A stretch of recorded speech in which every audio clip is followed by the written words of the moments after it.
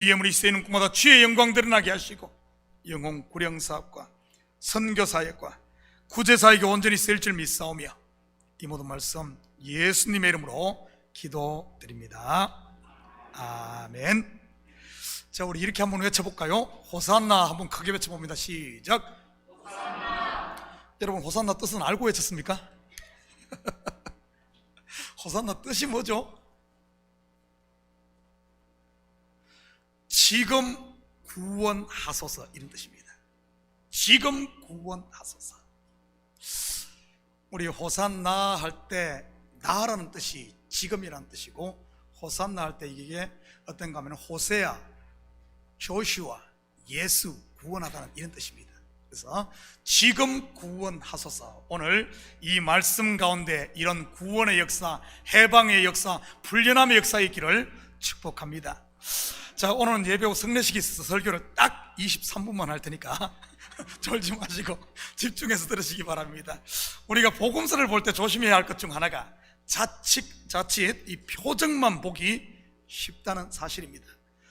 예수님이 병을 고치셨대, 무리를 걸으셨대, 보리떡 5개와 물고기 2마리로 5,000명을 먹이셨대, 십자가에 달려 죽으셨대. 얼마나 아팠을까? 그런데 부활하셨대. 그게 사실이야? 그래서 예수 믿으면 병이 낫는데, 예수 믿으면 대박 난대, 예수 믿으면 영생한대. 그렇다면 예수 믿었는데 병이 낫지 않으면 믿음이 없어 그런 건가요? 예수 믿었는데 쫄딱 망하면 하나님이 안 계셔서 그런 겁니까? 예수 믿었는데 일찍 죽으면 하나님이 저주해서 그런 건가요? 물론 초딩 때는 그렇게 생각할 수 있습니다. 그런데 신앙의 연조가 10년, 20년, 30년이 됐는데도 그러고 있다면 이건 좀 문제가 있는 것 아니겠습니까? 먼저 복음서의 이야기는 전부 율법과 선지자들이 말한 예언의 성취라는 사실이지. 구약의 그림으로 그 구약을 우리가 그림으로 본다면 이 복음서는 그 그림의 해설판인 것입니다. 그리고 복음서의 이야기는 지금 우리 속에서 일어나고 있는 실제라는 사실을 알아야 되지. 그래서 말씀으로 오신 예수님이 내 속에서 산떡이 되어 그래야만 우리의 영혼이 사는 겁니다. 우리가 성경을 볼 때 이것을 그냥 사건 중심 아니면은 이런 겉에 것만 봐서는 안 되는 이유가 거기에 있습니다. 먼저 이것을 염두에 두고 오늘 본문을 좀 살펴보도록 하겠습니다. 44절입니다. 때가 제6시쯤 되어 해가 빛을 잃고 온 땅에 어둠이 임하여 제9시까지 계속하며, 당시 유대 시간으로 제6시는 지금 시간으로 말하면 낮 12시입니다. 정오는 하루 중 이 해가 가장 밝은 때이지. 그런데 이때 어둠이 온 땅을 덮었습니다. 뭐 계기일식이 있었던 것일까요? 아니면 온 하늘을 구름이 덮는 거대한 토네이도가 있었던 것일까요? 여러분, 성경은 이렇게 상상이나 아니면 과학으로 풀어서는 안 됩니다. 성경은 성경으로 풀어야지. 온 땅에 어둠이 임했다는 것이 무엇을 말하는지 우리 구약에서 한번 살펴보도록 하겠습니다. 출애굽기 10장 22절 23절입니다. 모세가 하늘을 향하여 손을 내밀매 캄캄한 흑암이 3일 동안 애굽 온 땅에 있어서 그동안은 사람이 서로 볼 수 없으며 자기 처소에서 일어나는 자가 없으되 온 이스라엘 자손들이 거주하는 곳에는 빛이 있었더라. 애굽에 임한 이 흑암 재앙은 몇 번째 재앙일까요? 흑암 재앙, 바로 9번째 재앙입니다. 그 다음이 10번째, 바로 애굽의 모든 장자가 죽는 마지막 재앙이지. 장자의 죽음으로 이 장자의 죽음은 육신으로 오신 예수님의 죽음을 예표하는 것이고, 3일 동안 흑암이 임하고 오늘 본문에는 6시부터 9시 바로 3시간 동안 온 땅에 어둠이 덮이지. 이것도 3일 길이네요. 애굽 온 땅에는 어둠인데 이스라엘 자손이 거주하는 고센 땅에는 빛이 있습니다. 무슨 의미입니까? 애굽의 심판은 곧 이스라엘의 구원을 말하는 것이죠. 예수의 죽음이 곧 영적인 이스라엘인 저와 여러분이 하나님의 자녀로 다시 태어나는 것을 말하는 것이고요. 흑암이 온 땅에 임한 때가 또 언제일까요? 이번에는 좀 더 깊은 차원에서 한번 살펴볼까요? 십자가에 달린 예수님은 말씀이 육신이 되어 오신 분입니다. 맞습니까? 확인합니다. 요한복음 1장 14절입니다. 말씀이 육신이 되어 우리 가운데 가심에 우리가 그의 영광을 보니 아버지의 독생자의 영광이요 은혜와 진리가 충만하더라. 그렇다면 십자가에 달려 죽어야 하는 이 말씀은, 말씀이 육신이 되는 이 말씀은 어떤 말씀을 말하는 것일까요? 성경에는 말씀이 두 말씀이 있죠.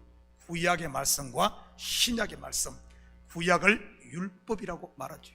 그렇다면 십자가에 달려 죽어야 할 육신의 예수는 바로 율법을 말하는 것입니다.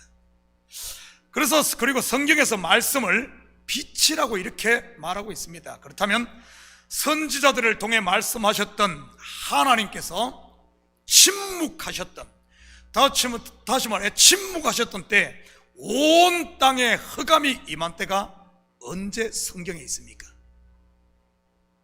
하나님이 침묵하셨던 때, 빛 대신 말씀이 비추지 않은 흑암이 임한 역사들 말이지. 창세기 50장과 출애굽기 1장 사이 약 400년 동안 빛 대신 하나님의 말씀이 임하지 않습니다. 사사기 350년 그리고 신구약 중간기 350년입니다. 우리는 이때를 일명 암흑기라고 이렇게 부르지요. 이러한 흑암 위에 어떤 일이 일어납니까? 바로 어둠을 가르는 닭 울음 소리가 들립니다. 고통 가운데 있던 이스라엘의 부르짖음이 들리고, 한 여인 곧 한나의 통곡 소리가 들리고, 그리고 광야에서 외치는 자의 소리가 들렸지요. 오늘 본문 바로 45절입니다. 같이 봅니다. 성소의 휘장이 한가운데가 찢어지더라. 마태와 마가는 성소의 휘장이 위로부터 찢어져 둘이 되었다고 이렇게 기록하고 있습니다. 위로부터 찢어졌다는 말은 하나님께서 손수 찢었다는 의미로 구원이 땅에서부터 이루어지는 것이 아니라 하늘로부터 주어짐을 말하는 것입니다. 또한 이것은 하늘이 열린 것을 말하는 것입니다. 여러분, 하늘이 열리면 어떤 일이 일어납니까? 성경 구약으로 보면은 40주야를 비가 땅에 쏟아져 죄로 물든 옛 세상을 깨끗이 썰어버리고 새 땅이 드러나게 됩니다. 우리가 일명 노아 홍수라고 이야기하죠. 하늘이 열리면 천사가 오르락 내리락 하며 하늘과 땅이 사닥다리로 이어지고 새 언약이 주어집니다. 또한 하늘이 열리면 성령이 비둘기처럼 불처럼 내려 각 사람에게 임함으로 우리가 하나님의 거룩한 성전이 되는 것이지. 히브리서 기자는 이 휘장을 또한 예수님의 육체로 설명을 합니다. 확인합니다. 히브리서 10장 20절입니다. 그 길은 우리를 위하여 휘장 가운데로 열어놓으신 새로운 살 길이요 휘장은 곧 그의 육체니라. 예수님의 육신이 찢기면 여러분 뭐가 나오죠? 피. 또 우리 성경 전체로 큰 그림으로 보십시다. 예수님의 육체가 찢기면 그 속에서 여자 곧 교회가 탄생하고, 출애굽기에서는 예수님의 육체가 터지면 생수가 솟아나 목마른 백성들의 목을 해갈시키고, 사사기에서는 예수님의 육체가 깨지면 빛이 뿜어져 나와 전쟁에서 대승을 거두게 되지요. 아담이나 호렙산 바위 그리고 기도원의 용사들이 들었던 횃불이 든 항아리가 전부 오늘 본문에 예수님께서 십자가에 찢길 이 육체를 미리 보여주는 바로 예표였다는 사실입니다. 바로 예수님의 육체는 깨져야 할 첫 번째 돌판, 곧 율법을 말하는 것이고요. 그렇다면 육시에서 구시까지 빛을 잃었다는 말은 무엇을 말하는 것이겠습니까? 육시에서 구시는 앞에서 제가 잠시 말씀드렸듯이 가장 빛이 밝을 때라고 했습니다. 정오부터 3시까지니까요. 물론 이 빛은 땅의 빛, 곧 율법을 말하는 것이고요. 이것은 바로 내가 지금까지 전부라고 생각했던 율법에서 난 내 의, 내 자랑, 내 확신이 이제는 빛을 잃는다는 것을 말해주는 겁니다. 왜냐하면 이것이 빛을 잃어야 참 빛, 진리 되시는 그리스도로 눈이 열리고 진리를 볼 수 있으니까요. 여러분, 성경은 하나로 다 이어졌습니다. 이것을 보여주는 것이 바울의 다메섹 도상입니다. 사도행전 26장 13절입니다. 왕이여 정오가 되어, 오늘도 보니까 정오 12시, 오늘 본문에서는 6시 같죠, 그죠? 정오가 되어 길에서 보니 하늘로부터 해보다 더 밝은 빛이 나와 내 동행들을 둘러 비추는지라. 한 군데도 봅니다. 사도행전 9장 8절 9절입니다. 사울이 땅에서 일어나 눈은 떴으나 아무것도 보지 못하고 흑암이 임하고 사람의 손에 끌려 다메섹으로 들어가서 사흘 동안 보지 못하고 6시부터 9시까지 3시간 보지 못하고 마시지도 아니하니. 제 6시가 몇 시라고 했습니까? 난 12시 정오죠. 같죠, 그죠? 그런데 이 정오에 바울에게는 어둠이 임해 3일 동안을 보지 못. 어쩜 이렇게 성경이 똑 맞아떨어질까요? 문 목사가 이 바느질을 잘해서 잘 끼워 맞춘 걸까요? 아닙니다. 성경은 한 이야기만 하는 거예요. 본문으로 말하면 6시부터 9시 말이지. 이때 그를 맡고 있던 마음의 휘장, 곧 율법의 휘장이 찢어진 것이고요. 3일 후에 바울의 눈에서 비늘이 벗겨진 것이 이것을 말하는 것 아닙니까? 옛사람 바울의 죽음, 그리스도와 함께 십자가에 못 박힌 것 말이지. 그런데 바울에게 이러한 죽음은 일회성이 아닌 날마다 일어납니다. 나는 날마다 죽노라 고백하지 않습니까? 그 말은 그는 날마다 그 속에 그리스도로 산 것이요 온전히 위로부터 내리는 은혜로만 살았다는 이런 뜻입니다. 혹시 여러분 가운데 걱정과 근심, 두려움과 한숨, 미움과 원망이 이 땅의 빛처럼, 정오의 빛처럼 이런 것으로 가득 채워진 분 계신가요?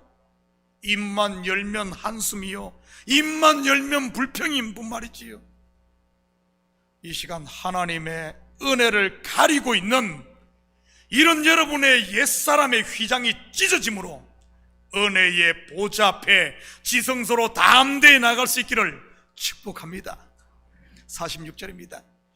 예수께서 큰 소리로 불러 이르시되 아버지 내 영혼을 아버지 손에 부탁하나이다 하고 이 말씀을 하신 후 숨지시니라.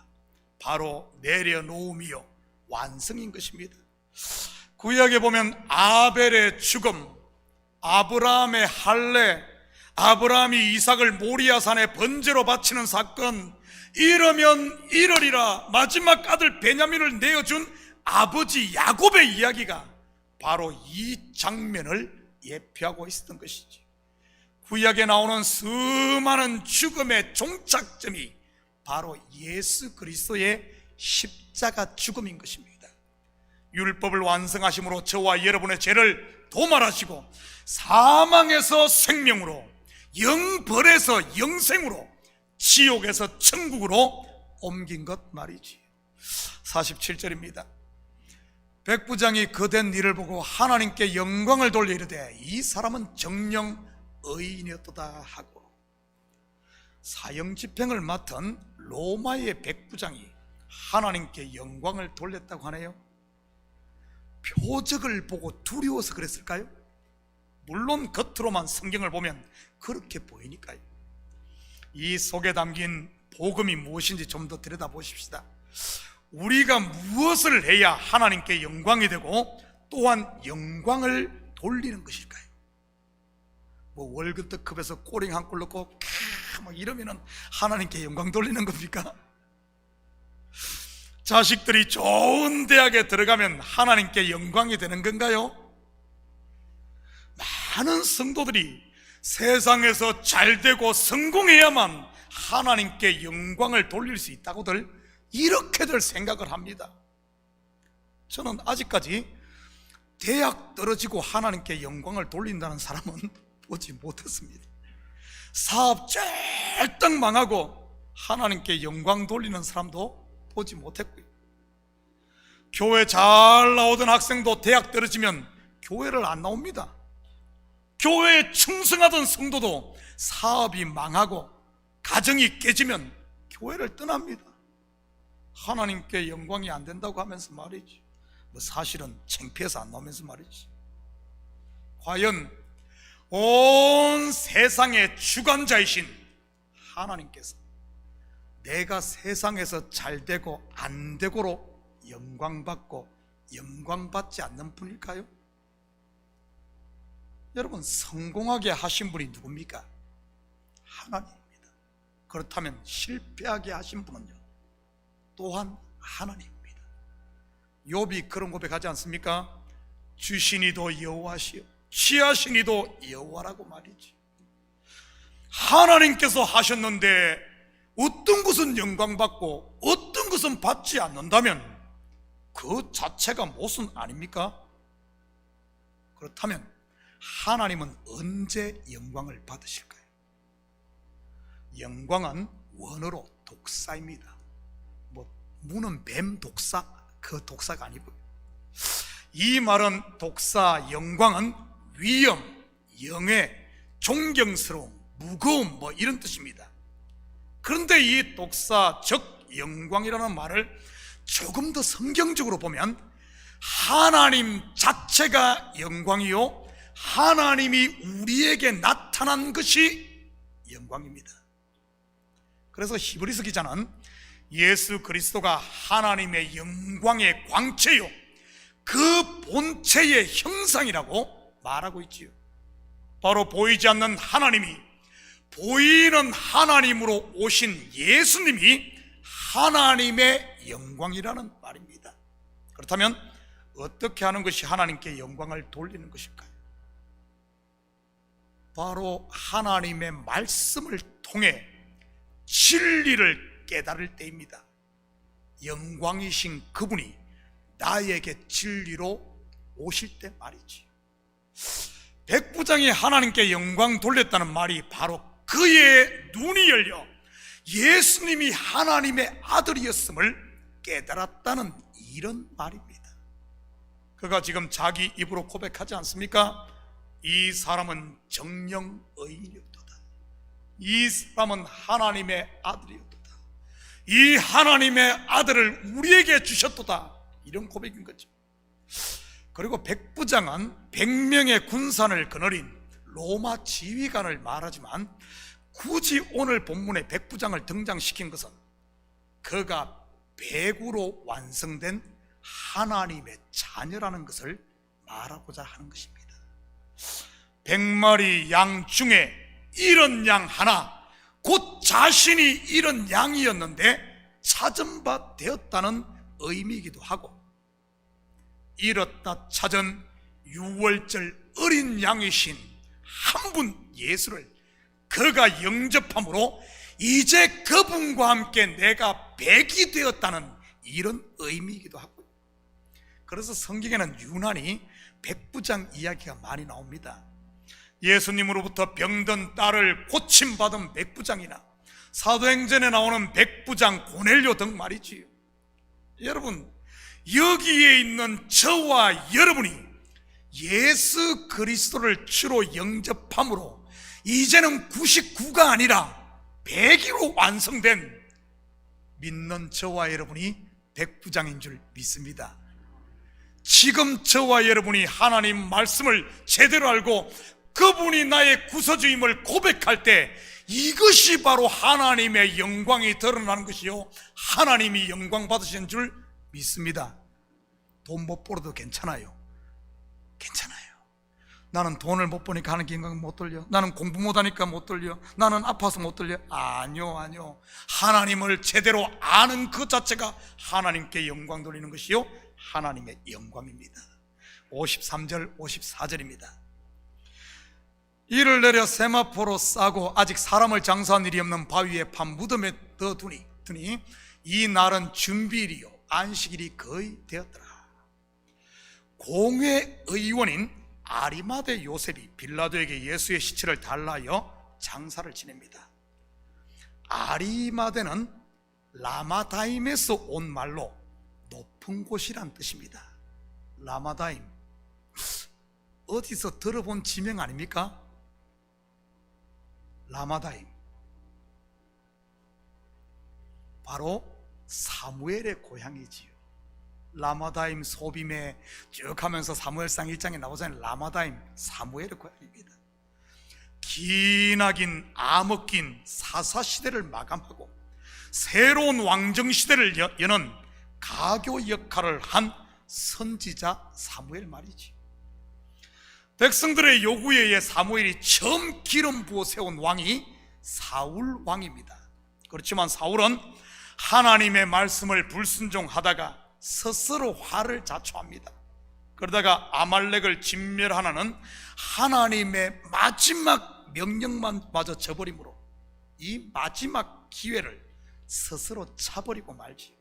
그때 사무엘은 자기 손으로 기름을 부어 세운 왕 사울을 가슴에 묻습니다. 사무엘상 15장 35절입니다 사무엘이 죽는 날까지 사울을 다시 가서 보지 아니하였으니 깊이 장사 지낸 것이지. 이는 그가 사울을 위하여 슬퍼함이었고 여호와께서는 사울을 이스라엘 왕으로 삼으신 것을 후회하셨더라.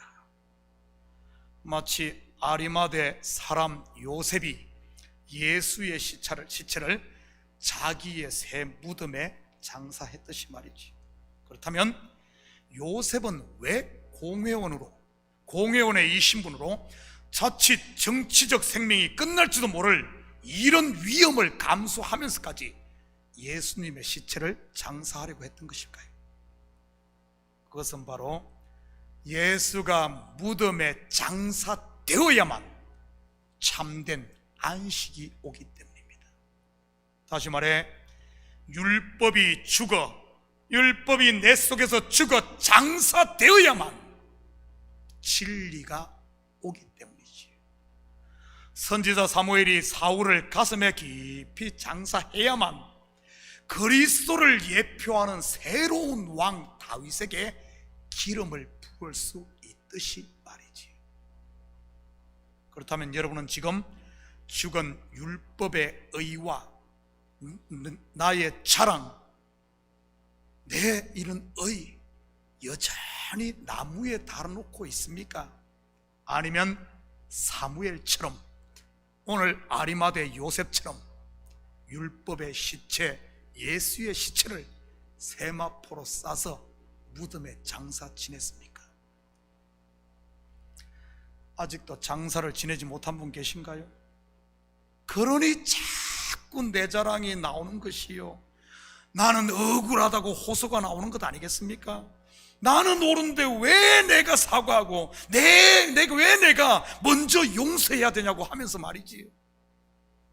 여러분, 또 예수의 시체를 세마포로 쌌다는 말은, 세마포로 돌돌 말았다는 이런 의미는 율법의 두루마리를 말았다는 뜻이기도 합니다.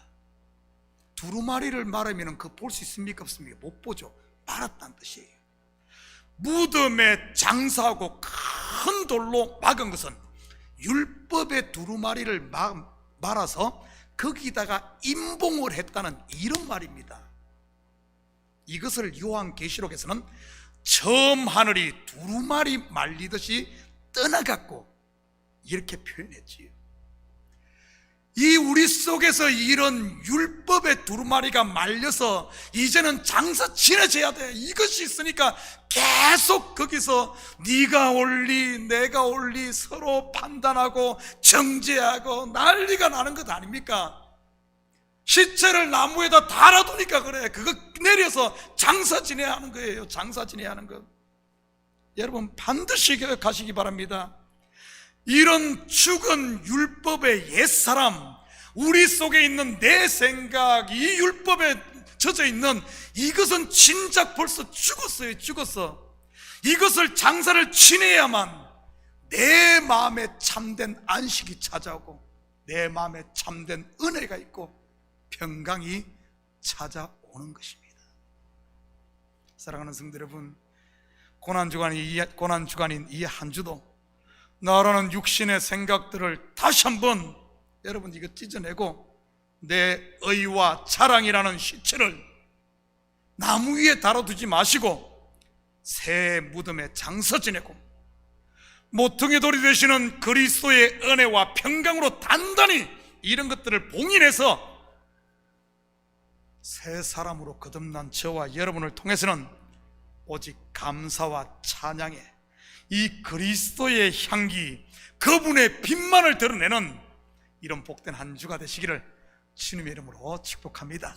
같이 기도하십시다. 사랑의 아버지 하나님, 참으로 감사드립니다. 맞습니다. 우리 속에 죽은 옛사람은 이제는 세마포로 말아서 아버지 하나님 저 깊은 곳에 장사를 지내야 합니다. 장사 지내지 않고 그냥 놔두니까 자꾸 다시 나와 향기를 내야 됨에도 불구하고 냄새만 풍기는 삶을 살고 있지는 않은지 우리 자신을 돌아보게 하시고 이제는 육신의 생각은 장사하고 아버지 하나님 그리스도로 사는 새롭게 부활하는 새 삶을 살아갈 수 있도록 주여 도와주시옵소서. 온전히 은혜와 평강이 왕노릇하는 이 시대 그리스도인 되게 하시고 우리의 삶을 통해서는 주님의 빛만을 드러내는 이런 복된 한 주 되게 도와주시옵소서. 감사드리며 예수님의 이름으로 기도드립니다. 아멘.